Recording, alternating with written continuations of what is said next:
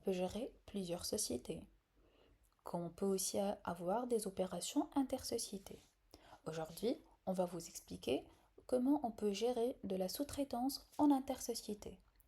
Donc là, j'ai activé plusieurs sociétés et j'ai aussi coché l'option opération intersociété.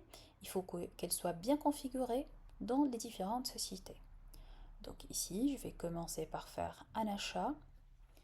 Donc depuis la société CA, qui est la société sous-traitante, donc c'est le sous-traitant de la société San Francisco, du produit lampe de bureau. Donc ici, je vais confirmer la demande de prix qui va créer une réception qui va rester en attente.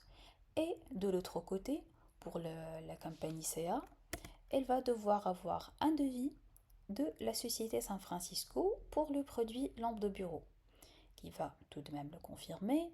Et bien sûr, elle va à la fin le livrer, mais elle va aussi le fabriquer.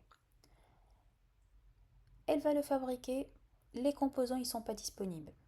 Donc réellement, cette fabrication lance derrière aussi un achat.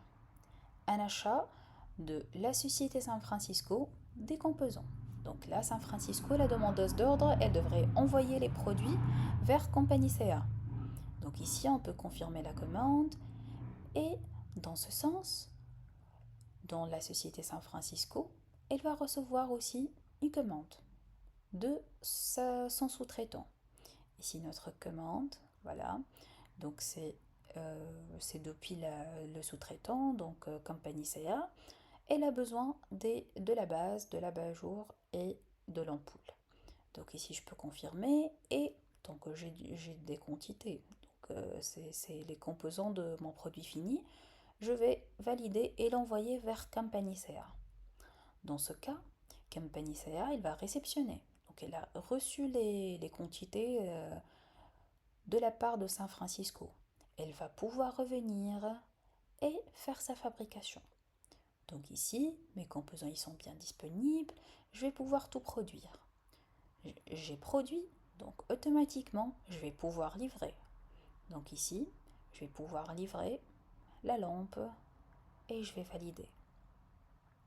Dans ce sens, on va bien sûr revenir vers San Francisco, la demandeuse d'ordre, pour aller réceptionner le produit fini qui a été renvoyé, fabriqué et livré vers San Francisco de la part de son sous-traitant, la société CA.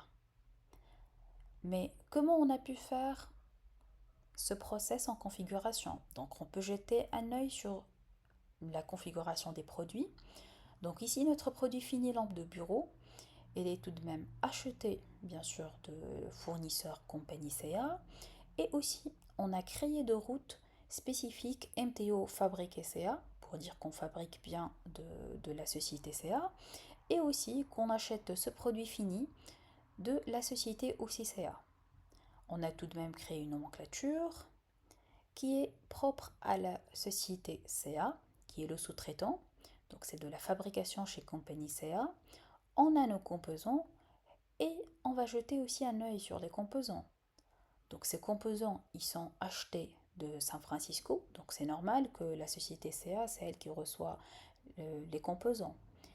À côté aussi, on a créé une route pour acheter les composants depuis San Francisco, pour que San Francisco il va pouvoir envoyer les quantités à des composants à son sous-traitant.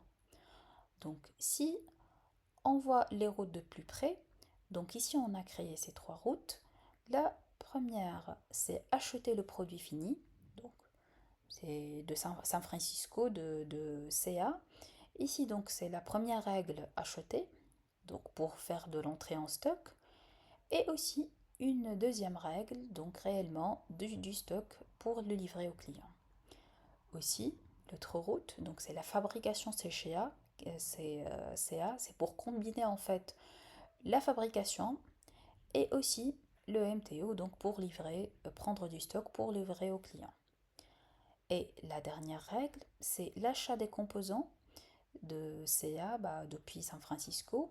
Donc on a combiné la route ici CA pour l'entrée en stock pour réellement faire en fait de la fabrication, pour pouvoir fabriquer avec ces composants, prendre du stock et faire la fabrication. Donc voilà, et merci.